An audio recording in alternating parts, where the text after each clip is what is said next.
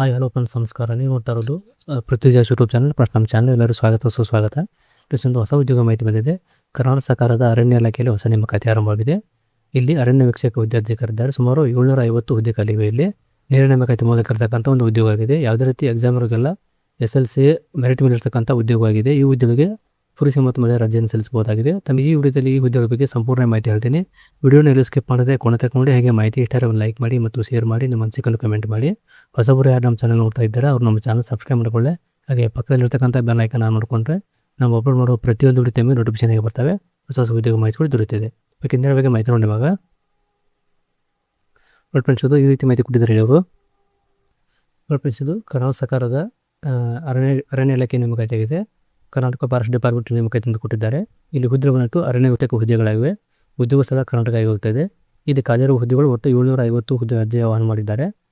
ಈ ಹುದ್ದೆಗೆ SLC pass ಅವರು ಅರ್ಜಿಯನ್ನು ಸಲ್ಲಿಸಿಕೊಂಡು ಕೊಟ್ಟಿದ್ದಾರೆ. ವಯೋಮಿತಿ ಅದು ನೇಮಕಾರ ಇರುತ್ತದೆ. ವೇತನ ಕೂಡ ಅದರ ನೇಮಲಿದೆ ಅಂತ. ಆಯ್ಕೆ ವಿಧಾನ SSLCದಲ್ಲಿ ವಿದ್ಯಾರ್ಥಿಗಳಿಗೆ ಗಳಿಸಿದ ಅಂಕಗಳ ಆಧಾರದ ಮೇಲೆ ಹಾಗೂ ದೈಹಿಕ ಪರೀಕ್ಷೆ ಮತ್ತು ವೈದ್ಯಕೀಯ ಪರೀಕ್ಷೆ ನಡೆಸಿ ನೇಮಕಾತಿ ಮಾಡಿಸಿ ಕೊಟ್ಟಿದ್ದಾರೆ. ಅರ್ಜಿ ಸಲ್ಲಿಸುವ ವಿಧಾನ ಆನ್ಲೈನ್ ಮೂಲಕ ಆಗಿದೆ. ಇವಾಗ ಅರ್ಜಿ ಸಲ್ಲಿಕೆ ಡೇಟ್ ಯಾವಾಗ ಓಪನ್ ಆಗುತ್ತೆ ಅದನ್ನು ಕೂಡ ಕೊಟ್ಟಿದ್ದಾರೆ. ಆಗಸ್ಟ್ 1ರಿಂದ ಅಪ್ಲಿಕೇಶನ್ ಓಪನ್ ಆಗಿದೆ. ಆಗಸ್ಟ್ 31ಕ್ಕೆ ಕ್ಲೋಸ್ ಆಗುತ್ತೆ. ಅಷ್ಟೇ ಅರ್ಜಿಯನ್ನು ಆನ್ಲೈನ್ ಸಲ್ಲಿಸಬಹುದು. ಇವಾಗ ಅವರು ವೆಬ್ಸೈಟ್ ಅಂತ PDF ಕೊಟ್ಟಿದ್ದಾರೆ. ಅಲ್ಲಿ ಏನು ಮಾಹಿತಿ ನೋಡ್ಕೊಂಬರೋಣ. ಹಾಗೂ ಅರ್ಜಿಯನ್ನು ಹೇಗೆ ಸಲ್ಲಿಸಬೇಕು, ಲಿಂಕ್ ಯಾವ ಇದೆ ಅದನ್ನು ಕೂಡ ನೋಡ್ಕೊಂಬರೋಣ. ನೋಡಿ, ಇದು ಅಪ್ಲಿಕೇಶನ್ ಅವರು ಕೊಟ್ಟಿರ್ತಕ್ಕಂಥ PDF ಲಿಂಕ್ ಆಗಿದೆ. ಇದು ಸುಮಾರು 27 ಪೇಜ್ PDF ಇದೆ.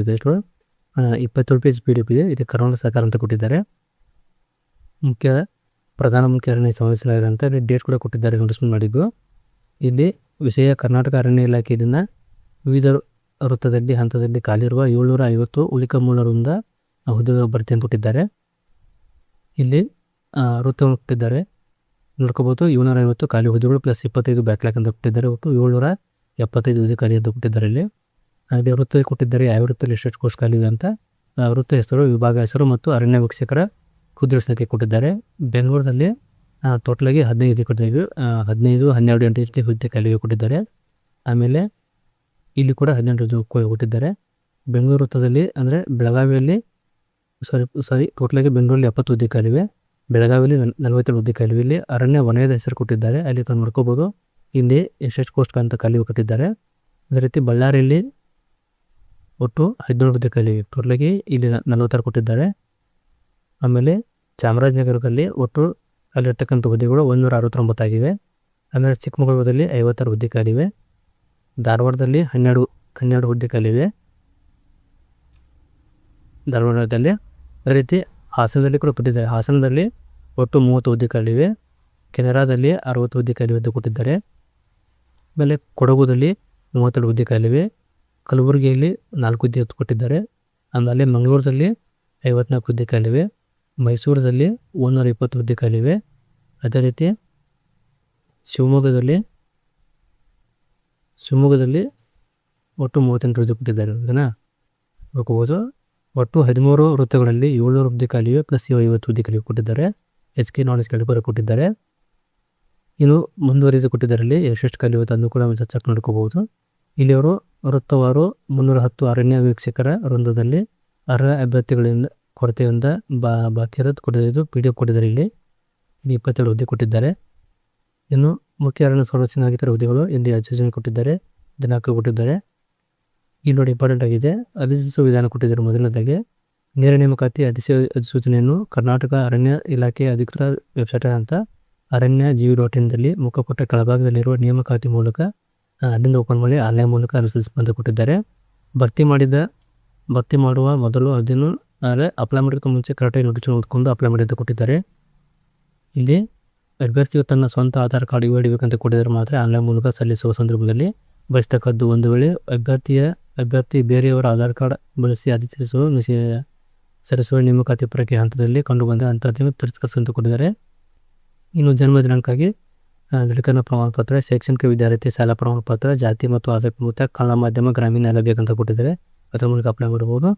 ಇಲ್ಲಿ ಅರ್ಜಿ ಶುಲ್ಕ ಕೊಟ್ಟಿದ್ದಾರೆ. ಶುಲ್ಕ ಯಾವ ರೀತಿ ಇದೆ ಅಂದರೆ, ಅರ್ಜಿ ಸಲ್ಲಿಸಲು ನಿಗದಿಪಡಿಸಿದ ಪ್ರಾರಂಭ ದಿನಾಂಕ, ಅರ್ಜಿ ಯಾವಾಗ ಓಪನ್ ಆಗ್ತಿದ್ದಾರೆ 1/8/2026ರಿಂದ ಅಂದರೆ 1ನೇ ತಾರೀಕು ಆಗಸ್ಟ್ ಅಪ್ಲಿಕೇಶನ್ ಓಪನ್ ಆಗ್ತಿವೆ. ಅರ್ಜಿ ಸಲ್ಲಿಸುವ ಕೊನೆಯ ದಿನಾಂಕ 31/8/2026 ಆಗಿದೆ. ಅಷ್ಟಿಗೆ ಅರ್ಜಿ ಕ್ಲೋಸ್ ಆಗುತ್ತೆ. ಅಥವಾ ಅಪ್ಲೈ ಮಾಡಬೇಕಾಗುತ್ತೆ. ಪೇಮೆಂಟ್ ಮಾಡೋ ವಿಧಾನ 2/9/2026 ಎರಡು ಅವಕಾಶ ಕೊಟ್ಟಿದ್ದಾರೆ. ಅರ್ಜಿ ಸಲ್ಲಿಸಿದ ನಂತರ ನೀವು ಪೇಮೆಂಟ್ ಕೂಡ ಮಾಡ್ಕೋಬೋದು. ಇನ್ನು ಇಲ್ಲಿ ಶುಲ್ಕ ಯಾವ ರೀತಿ ಇದೆ ಅಂದರೆ, ಸಾಮಾನ್ಯ ಪ್ರವರ್ಗ 2A 2B 3A 3B ಅವರಿಗೆ 200 ರೂಪಾಯಿ ಶುಲ್ಕವಿದೆ. ಮಹಿಳಾ ಅಭ್ಯರ್ಥಿಗಳಿಗೆ ತೃತೀಯ ಲಿಂಗದವರಿಗೆ 100 ರೂಪಾಯಿ ಶುಲ್ಕವಿದೆ.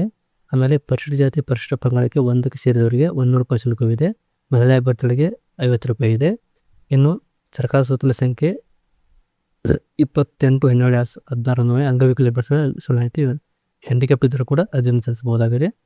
ಇನ್ನು ಅರ್ಜಿ ಶುಲ್ಕ ಪಾವತಿ ವಿಧಾನ, ಪೇಮೆಂಟನ್ನು ಆನ್ಲೈನ್ ಮೂಲಕ ಮಾಡಬೇಕಾಗುತ್ತೆ. ನೀವು UPI, ಗೂಗಲ್ ಪೇ, ಫೋನ್ಪೇ ಅಥವಾ QR ಕೋಡ್ ಆಮೇಲೆ ನೆಟ್ ಬ್ಯಾಂಕಿಂಗ್ ಯೂಸ್ ಮಾಡ್ಕೊಂಡು ಅಥವಾ ಕಾರ್ಡ್ ಮೇಲೆ ಮಾಡಿಕೊಂಡು ಪೇಮೆಂಟ್ ಮಾಡೋದು ಕೊಟ್ಟಿದ್ದಾರೆ.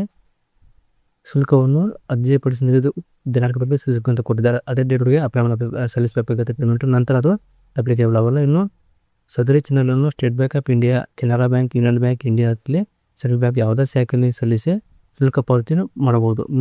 ಅಪ್ಲೈ ಮೂಲಕ ಅಂದರೆ ಬ್ಯಾಂಕಿಗೆ ಜನರಲ್ ಕಟ್ಟಿದ ಮಾಡ್ಕೋಬೋದು ಅಂತ ಕೂಡ ಕೊಟ್ಟಿದ್ದಾರೆ. ಅಭ್ಯರ್ಥಿಗಳು ಒಮ್ಮೆ ಪಾವತಿಸಲಾದ ಅರ್ಜಿಯನ್ನು ಯಾವುದೇ ಸಂದರ್ಭದಲ್ಲಿ ಹಿಂತಿರುಗಿಸಲಾಗುವುದಿಲ್ಲ. ಅದು ಒಮ್ಮೆ ನೀವು ಪೇಮೆಂಟ್ ಮಾಡಿ ರೀಫಂಡ್ ಆಗುವುದು ಅಂತ ಕೊಟ್ಟಿದ್ದಾರೆ. ಅದಕ್ಕೆ ಅರ್ಜಿ ಸಲ್ಲಿಸುವಾಗ ಕರೆಕ್ಟಾಗಿ ನೋಡಿಕೊಂಡು ಅಪ್ಲೈ ಮಾಡಿ. ಇನ್ನೇ ಅರಣ್ಯ ವೀಕ್ಷಕ ಹುದ್ದೆಗಳು ಕೊಟ್ಟಿದ್ದಾರೆ ಮತ್ತು ಶಾಲೆ ಕೊಟ್ಟಿದ್ದಾರೆ.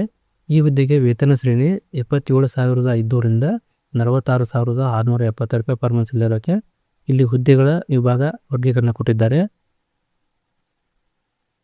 ನೋಡಿ, ಮುಖ್ಯ ಅರಣ್ಯ ಸಂರಕ್ಷಣಾಧಿಕಾರಿ ಇವರ ಅಧಿಸೂಚನೆ ಸಂಖ್ಯೆ ಕೊಟ್ಟಿದ್ದಾರೆ. ಹಿಂಬಾಕಿ ಹುದ್ದೆ ಅಂತ ಈ ವಿಭಾಗ ಕೊಟ್ಟಿದ್ದಾರೆ. ಇನ್ನೆಲ್ಲ ನೋಡ್ಕೋಬೇಕು ಕರೆಕ್ಟಾಗಿ ನೋಡಿ ಅರ್ಜಿಯನ್ನು ಸಲ್ಲಿಸಿ ಆನ್ಲೈನ್ ಮೂಲಕ. ಇನ್ನು ಈ ಹುದ್ದೆಗೆ ಅಪ್ಲೈ ಮಾಡೋಕೆ ಅರ್ಹತೆ ಕೊಟ್ಟಿದ್ದಾರೆ. ಅಂದರೆ ಎಲಿಜಿಬಿಲಿಟಿ ಯಾವ ರೀತಿ ಇರಬೇಕಂದ್ರೆ, ಭಾರತೀಯ ನಾಗರಿಕನ 2 ರೂಪಾಯಿ ಅಂತ ಕೊಟ್ಟಿದ್ದಾರೆ. ಒಬ್ಬ ಜೀವಂತ ಪತ್ನಿಗಿಂತ ಹೆಚ್ಚು ಒಂದು ಪತ್ನಿ ಹೊಂದಿರುವ ಪುರುಷ ಅಭ್ಯರ್ಥಿ, ಈಗಾಗಲೇ ಇನ್ನೊಬ್ಬ ಪತ್ನಿ ಇರುವ ಹೆಚ್ಚಿನ ಮದುವೆಯಾಗಿರುವ ಮಹಿಳೆ ಅಭ್ಯರ್ಥಿ ಸರ್ಕಾರದಿಂದ ಅನುಮತಿ ಕೂಡ ಅರ್ಹರನ್ನು ಕೊಟ್ಟಿದ್ದಾರೆ. ಅಭ್ಯರ್ಥಿ ಮಾನಸಿಕವಾಗಿ, ದೈಹಿಕವಾಗಿ ಆರೋಗ್ಯವಾಗಿರಬೇಕಂತ ಕೊಟ್ಟಿದ್ದಾರೆ. ದೈಹಿಕ ಅನಾರೋಗ್ಯದಿಂದ ಎಂಬುದಾಗಿ ವೈದ್ಯಕೀಯ ಮಂಡಳಿ ನಡೆಸುವ ವರದಿಯ ಮೇಲೆ ಅರ್ಹರೆಂಬುದು ತಿಳಿಸಬಯಸುವುದ ಪೂರ್ಣಯೋಜನೆ ಆಯ್ಕೆ ಪ್ರಾಧಿಕಾರ ಕಾಯ್ದಿರಿಸಿಕೊಟ್ಟಿದ್ದಾರೆ. ಹಾಗೂ ಇದಕ್ಕೆ ವಿದ್ಯಾರ್ಹತೆ, ಈ ಹುದ್ದೆಗೆ ಅಪ್ಲೈ ಮಾಡಬೇಕಾದ್ರೆ ವಿದ್ಯಾರ್ಹತೆ ಕೊಟ್ಟಿದ್ದಾರೆ. ಅಭ್ಯರ್ಥಿಯು ಕರ್ನಾಟಕ ಪ್ರೌಢ ಶಿಕ್ಷಣ ಮಂಡಳಿ ನಡೆಸುವ SSLC ಅಥವಾ SSLC ವಿದ್ಯಾರ್ಥಿಯೊಂದಿಗೆ ತತ್ಸಮಾನ ವಿದ್ಯಾರ್ಥಿಯನ್ನು ಅರ್ಜಿ ಸಲ್ಲಿಸಲು ಮೇಲೆ ನಿಗದಿಪಡಿಸಿದ ದಿನಾಂಕಗಳಿಗೆ ಹೊಂದಿರಬೇಕು. ಅಂದರೆ SSLC ಪಾಸ್ ಆಗಿರಬೇಕು, ಅವರು ಮಾತ್ರ ಅಪ್ಲೈ ಮಾಡಬಹುದಾಗಿದೆ. ಇಲ್ಲಿ ಕೆಲವು ಸೂಚನೆ ಕೂಡ ಕೊಟ್ಟಿದ್ದಾರೆ, ನಾವು ಓದ್ಕೊಂಡು 10th ಕ್ಲಾಸ್ ಹೇಗಿದೆ ಅಂತ. ಇನ್ನು ಇದು ವಯೋಮಿತಿ ಕೊಟ್ಟಿರ್ತಾರೆ. ವಯೋಮಿತಿ ಯಾವ ರೀತಿ ಇರಬೇಕಾದ್ರೆ, ಈ ಹುದ್ದೆಗೆ ಅಪ್ಲೈ ಮಾಡಬೇಕಾದ್ರೆ ಕನಿಷ್ಠ 18 ವರ್ಷ ಆಗಿರಬೇಕು. ಅಪ್ಲಿಕೇಶನ್ ಹಾಕಬೇಕಾದ್ರೆ ಕನಿಷ್ಠ 18 ವರ್ಷ ಆಗಿರಬೇಕು. 18 ವರ್ಷಕ್ಕಿಂತ ಹೆಚ್ಚಿಗೆ ಅಂದರೆ ಇಲ್ಲಿ ಆಯಾ ಕಾಸ್ಟ್ ಸಂಬಂಧಪಟ್ಟಂತೆ ಸರ್ಟಿಫಿಕೇಟ್ ಕೊಟ್ಟಿರ್ತಾರೆ. ಸಾಮಾನ್ಯದವರಿಗೆ 18ರಿಂದ 30 ಇರುತ್ತದೆ. Category 2A 2B 3A 3B ಅವರಿಗೆ 32ವರೆಗೆ ಇರ್ತದೆ. ಪರಿಶಿಷ್ಟ ಜಾತಿ ಪರಿಶಿಷ್ಟ ಪಂಗಡವರಿಗೆ 33ವರೆಗೆ ಅವಕಾಶ ಕೊಟ್ಟಿದ್ದಾರೆ. ಇನ್ನು ಮಾಜಿ ಸೈನಿಕರು ಕೂಡ ಅವಕಾಶ ಕೊಟ್ಟಿದ್ದಾರೆ. ಅವರು ಕೂಡ ಸಲ್ಲಿಕರಿರ್ತಾರೆ, ಅವರು ಕೂಡ ಅಪ್ಲೈ ಮಾಡಬಹುದು. ಆಮೇಲೆ ಅರಣ್ಯ ಪ್ರೇರಕರಿಗೆ ವಯೋಮಿತಿ ಕೊಟ್ಟಿದ್ದಾರೆ, ಅವು ಕೂಡ ಸಲ್ಲಿಕರಿರ್ತದೆ. 40 42 43 ಈ ರೀತಿ ಇರುತ್ತದೆ. ಇನ್ನು ಅರ್ಜಿಗಳ ಪರಾಮರ್ಶೆ, ಏನು ಸ್ವಲ್ಪ ಓದ್ಕೊಂಡು ಡೀಟೇಲ್ಸ್ ಆಗಿ.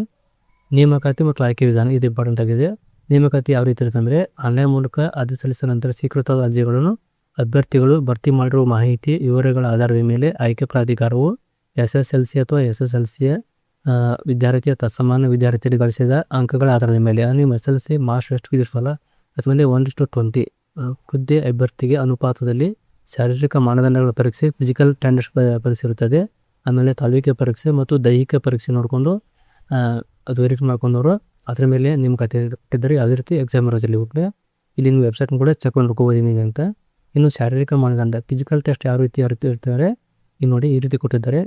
ಕೊಡಿಸಿರೋ ಅಭ್ಯರ್ಥಿಗಳಿಗೆ ಮೊದಲನೇದಾಗಿ ಎತ್ತರ 160 ಸೆಂಟಿಮೀಟರ್ ಇರಬೇಕು, ಕನಿಷ್ಠ 57 ಸೆಂಟಿಮೀಟರ್ ಕೊಟ್ಟಿದ್ದಾರೆ. ಅರಣ್ಯ ಬುಡಕಟ್ಟು ಜನರಿಗೆ ಇದೇ ಸುತ್ತಳತೆ 79 ಸೆಂಟಿಮೀಟರ್ ಇರಬೇಕು, ಇವರು 74 ಇರಬೇಕು. ಆಮೇಲೆ ಇದೇ ಕನಿಷ್ಠ ಐಗಿಸುವಿಕೆ 5 ಸೆಂಟಿಮೀಟರ್ ಕೊಟ್ಟಿದ್ದಾರೆ, ಇವರು ಕೂಡ 5 ಸೆಂಟಿಮೀಟರ್ ಇರಬೇಕು.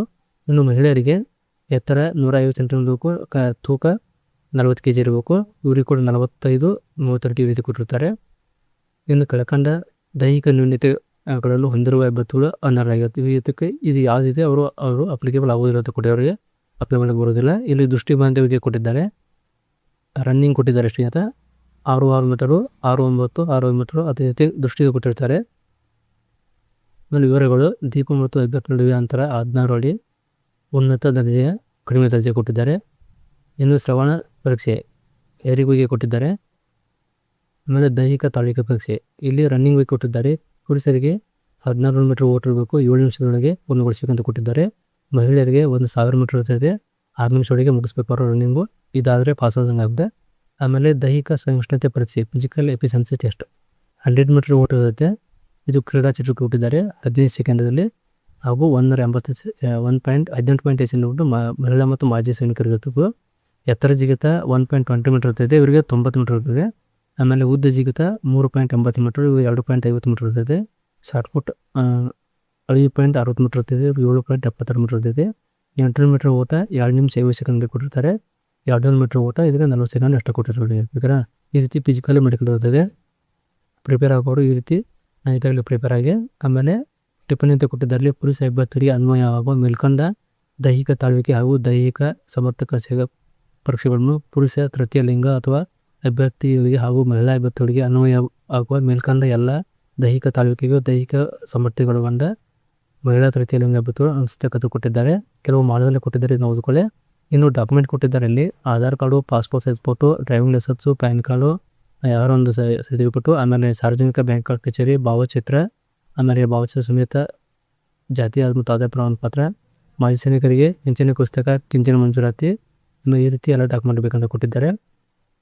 ಕರೆ ಪತ್ರ ಅಂದರೆ ಅಡ್ಮಿಟ್ ಕಾರ್ಡು ಆನ್ಲೈನ್ ಮೂಲಕ ಬಿಡ್ತಾರೆ, ಅಂತ ಪ್ರಿಂಟ್ ತಗೊಂಡು ಅವ್ರ ಅನುಮತಿ ಕೊಟ್ಟಿದ್ದಾರೆ, ಹೋಗಿ ಹಾಜರಾಗಬೇಕಾಗುತ್ತೆ. ಇಲ್ಲಿ ವಿಶೇಷ ಸೂಚನೆ ಕೊಟ್ಟಿದ್ದಾರೆ, ಅದನ್ನು ಓದ್ಕೊಳ್ಳಿ. ಇಲ್ಲಿ ಕೆಲವು ಮಾಹಿತಿ ಕೊಟ್ಟಿದ್ದಾರೆ, ಇದನ್ನು ಓದ್ಕೊಂಡು ಅದನ್ನು ಆನ್ಲೈನ್ ಸಲ್ಲಿಸುವುದರಲ್ಲಿ. ಮೆರಿಟ್ ಪಟ್ಟಿ ಅಂತ ಕೊಟ್ಟಿದ್ದಾರೆ, ಮೆರಿಟ್ ಯಾವ ರೀತಿ ತೆಗೆದುಕೊಳ್ಳಲು ಕೊಟ್ಟಿದ್ದಾರೆ. ದೈಹಿಕ ತರಬೇತಿ ಪರೀಕ್ಷೆ ಫಿಸಿಕಲ್ ಟೆಸ್ಟ್ ಮತ್ತು ದೈಹಿಕ ಸಾಮರ್ಥ್ಯ ಪರೀಕ್ಷೆಯಲ್ಲಿ ಅರ್ಹತೆ ಪಡೆದ ಅಭ್ಯರ್ಥಿಗಳು SSLC ಅಥವಾ ತತ್ಸಮಾನ ಪರೀಕ್ಷೆ ಗಳಿಸಿದ ಅಂಕಗಳ ಆಧಾರದ ಮೇಲೆ ಅಭ್ಯರ್ಥಿಗಳ ವೃತ್ತ ಮಟ್ಟದ ಮೆರಿಟ್ ಪಟ್ಟಿಯನ್ನು ಸಿದ್ಧಪಡಿಸಲಾಗುವುದು. ಸದರಿ ಪಟ್ಟಿಯಲ್ಲಿ 2 ಅಥವಾ ಅದಕ್ಕಿಂತ ಹೆಚ್ಚು ಅಭ್ಯರ್ಥಿಗಳು ಪಡೆದ ಒಟ್ಟು ಅಂಕಗಳ ಸಮನಾಗಿದ್ದರೆ ವಯಸ್ಸಿನಲ್ಲಿ ಕಿರಿಯರಿಗಿಂತ ಮೇಲಕ್ಕೆ ಇರಿಸುವಂತೆ ಕೊಟ್ಟಿದ್ದಾರೆ. ಈ ರೀತಿ ಮೆರಿಟ್ ಪಟ್ಟಿ ತೆಗೆದುಕೊಳ್ಳಲು ಕೊಟ್ಟಿದ್ದಾರೆ. ತಾತ್ಕಾಲಿಕ ಆಯ್ಕೆ ಪಟ್ಟಿ ಯಾವ ರೀತಿ ತೆಗೆದು ಅದನ್ನು ಕೂಡ ಕೊಟ್ಟಿದ್ದಾರೆ. ಇದು ದೈಹಿಕ ತಾಳ್ವಿಕೆ ಪರೀಕ್ಷೆ ಮತ್ತು ದೈಹಿಕ ಸಮರ್ಥ ಪರೀಕ್ಷೆಯಲ್ಲಿ ತಾತ್ಕಾಲಿಕ ಆಯ್ಕೆ ತೆಗಿತಾರೆ. ಆಮೇಲೆ ಮೂಲ ದಾಖಲೆಗಳ ಪರಿಶೀಲನೆ ಡಾಕ್ಯುಮೆಂಟ್ ವೆರಿಫಿಕೇಷನ್ ಆಗುತ್ತೆ. ಇದನ್ನು ಪ್ರೆಸೆಂಟ್ ಏನೇನು ಅಪ್ಲೈ ಮಾಡುವ ಕೊಟ್ಟಿರ್ತಾರಲ್ಲ ಅವೆಲ್ಲ ಡಾಕ್ಯುಮೆಂಟ್ ಬೇಕಾಗುತ್ತೆ, ಅದನ್ನು ವೆರಿಫಿಕೇಷನ್ ಮಾಡ್ತಾರೆ. ಆ ರೀತಿ ಡಾಕ್ಯುಮೆಂಟ್ ಆಗುತ್ತೆ. ಆಮೇಲೆ ಅಂತಿಮದಲ್ಲಿ ಲಾಸ್ಟ್ ಲಿಸ್ಟ್ ಬಿಡ್ತಾರೆ, ಆ ಲಿಸ್ಟ್ ಮಾಹಿತಿ ಕೊಟ್ಟಿದ್ದಾರೆ. ಈ ರೀತಿ ಪ್ರತಿಯೊಂದು ಲಿಸ್ಟ್ ಕೊಟ್ಟಿದ್ದಾರೆ, ನೋಡ್ಕೊಂಡು ಅರ್ಜಿನ ಸಲ್ಲಿಸಿ. ಇಲ್ಲಿ ಜಾತಿ ಮತ್ತು ಆದಾಯ ಮಾಹಿತಿ ಕೊಟ್ಟಿದ್ದಾರೆ, ಯಾವ ಇರಬೇಕಂತ ಅದು ಕೂಡ ಕೊಟ್ಟಿದ್ದಾರೆ. ನಿಮ್ಮ ಎಲ್ಲ ಡಾಕ್ಯುಮೆಂಟ್ ತೆಗೆಸಿಟ್ಕೊಬೇಕಾಗುತ್ತೆ, ಇಸ್ಕೊತ್ಕೊಂಡು ಅಪ್ಲೈ ಮಾಡಿ. ಹಾಗೂ ಮಾಜಿ ಸೈನಿಕರಿಗೆ ಮೀಸಲಾತಿ ಕೊಟ್ಟಿದ್ದಾರೆ. ಇವರನ್ನೇ ಇದು ಮಾಜಿ ಸೈನಿಕರ ಬಗ್ಗೆ ಮಾಹಿತಿ ನೋಡ್ಕೊಂಡು ಅಪ್ಲೈ ಮಾಡಿ. ಇನ್ನು ಅಂಗವಿಕಲ ಅಭ್ಯರ್ಥಿಗಳಿಗೆ ಕೂಡ ಮೀಸಲಾತಿ ಇದೆ, ಅದನ್ನು ಕೂಡ ಓದ್ಕೊಳ್ಳಿ. ಯಾರೇ ಹ್ಯಾಂಡಿಕ್ಯಾಪ್ಟ್ ಇದ್ದವರಿಗೆ ಕರೆಕ್ಟಾಗಿ ನೋಡ್ಕೊಂಡು ಅಪ್ಲೈ ಮಾಡೋಕ್ಕೆ ಇಲ್ಲಿ ಪ್ರತಿಯೊಂದು ಕೊಟ್ಟಿದ್ದಾರೆ. ಈ ರೀತಿ ಮೀಸಲಾತಿ ಕೊಟ್ಟಿದ್ದಾರೆ. ಗ್ರಾಮೀಣ ಅಭ್ಯರ್ಥಿಗೆ ಮೀಸಲಾತಿ ಇದೆ. ಆಮೇಲೆ ಕನ್ನಡ ಮಾಧ್ಯಮ ಎಲ್ಲವೂ ಬೇಕಾಗುತ್ತೆ. ಪ್ರತಿ ಲಿಂಗ ಬುಡಕಟ್ಟು ಪರಿಶಿಷ್ಟ ಪಂಗಡದವರಿಗೆ ಈ ರೀತಿ ಪ್ರತಿಯೊಂದು ಡೀಟೇಲ್ಸ್ ಕೊಟ್ಟಿದ್ದಾರೆ, ಓದ್ಕೊಂಡು ಅರ್ಜಿಯನ್ನು ಸಲ್ಲಿಸ್ಬೋದು. PDF ವಿಡಿಯೋ ಲಿಂಕಲ್ಲಿ ಹಾಕಿರ್ತೀನಿ, ಇಂದ ಒಂದು ಸರಿ ಚೆಕ್ ಮಾಡ್ಕೊಂಡು ಅದು ಸಲ್ಲಿಸ್ಬೋದು. ಇನ್ನು ಅರಣ್ಯ ಉತ್ಸಕ ಹುದ್ದೆಗೆ ವೃತ್ತಿ ಬುನಾದಿ ತರಬೇತಿ 6 ತಿಂಗಳ ಕೊಟ್ಟಿದ್ದೆ. ಪರೀಕ್ಷೆನ ಅವಧಿ 36 ತಿಂಗಳಿಂದ ಕೊಟ್ಟಿದ್ದಾರೆ. ಕೆಲವೊಂದು ಗಮನಿಸಬೇಕಾದ ಅಂಶ ಅಂತ ಕೊಟ್ಟಿದ್ದಾರೆ, ಇದನ್ನು ಓದ್ಕೊಂಡು ಅಪ್ಲೈ ಮಾಡ್ತಾನೆ. ಇವಾಗ ಅರ್ಜಿ ಹೀಗೆ ಸಲ್ಲಿಸಿ ಬಂದವರ ಇದು PDF ಕೊಟ್ಟಿರ್ತೀನಿ, ಒಂದು ಸರಿ ಚೆಕ್ ಮಾಡ್ಕೊಂಡು ಅಪ್ಲೈ ಮಾಡಿ. ಇಲ್ಲಿ ಇದು ಅರಣ್ಯ ಇಲಾಖೆ ಅರ್ಜಿ ವೆಬ್ಸೈಟ್ ಹೇಗಿದೆ, ಈ ವೆಬ್ಸೈಟ್ನ ಅಪ್ಲೈ ಮಾಡಬೇಕೈತಿ. ನೋಡಿ ನೇಮಕ ಐತೆ ಅಂತ ಕೊಟ್ಟಿದ್ದಾರಲ್ಲ, ಇಲ್ಲಿ ಕ್ಲಿಕ್ ಹೋಗೈತೆ. ಇಲ್ಲಿ ಕ್ಲಿಕ್ ಮಾಡಿದ ನಂತರ ಅದು ಅಪ್ಲಿಕೇಶನ್ ಫಾರ್ಮ್ ಓಪನ್ ಆಗುತ್ತೆ. ಅಲ್ಲಿಂದ ತಂದು ಹೋಗಿ ಅರ್ಜಿ ಸಲ್ಲಿಸ್ಬೋದು. ಈ ರೀತಿ ಇನ್ನೂ ಅಪ್ಲಿಕೇಶನ್ ಓಪನ್ ಆಗಿಲ್ಲ, ಅದು ಆಗಸ್ಟ್ 1ರಿಂದ ಓಪನ್ ಆಗುತ್ತೆ. ಓಪನ್ ಆದ ತಕ್ಷಣ ಅರ್ಜಿಯನ್ನು ಸಲ್ಲಿಸಬಹುದಾಗಿದೆ. ಓಕೆ ಫ್ರೆಂಡ್ಸ್, ಇದು ಅರಣ್ಯ ಇಲಾಖೆಯ ಅಂತ ಒಂದು ಸಣ್ಣ ಮಾಹಿತಿ ಆಗಿತ್ತು. ತಮಗೆ ಈ ಮಾಹಿತಿ ಶೇರ್ ಮಾಡಿದ್ದೇನೆ. ತಮಗೆ ಈ ಮಾಹಿತಿ ಇಷ್ಟ ಆಗಿ ಅನ್ಕೋತೀನಿ. ಇಷ್ಟ ಆದರೆ ಲೈಕ್ ಮಾಡಿ ಮತ್ತು ಶೇರ್ ಮಾಡಿ ಹಾಗೂ ಸಪೋರ್ಟ್ ಮಾಡಿ. ಓಕೆ ಫ್ರೆಂಡ್ಸ್, ವಿಡಿಯೋ ನೋಡೋಕ್ಕೆ ತುಂಬ ಧನ್ಯವಾದಗಳು. Thanks for watching. Next application open ಆದ ನಂತರ ಅರ್ಜಿಯನ್ನು ಹೇಗೆ ಸಲ್ಲಿಸಬೇಕಂತ ಕಲಿಸ ಸ್ಟಾರ್ಟ್ ಆದಾಗ ಡಾಕ್ಯುಮೆಂಟು ಮತ್ತು ಪ್ರತಿಯೊಂದು ಡೀಟೇಲ್ಸ್ ಆಗಿ ಆ ವಿಡಿಯೋದಲ್ಲಿ ಹೇಳ್ತೀನಿ. Okay, thanks for watching. Jai Hind, Jai Kannada.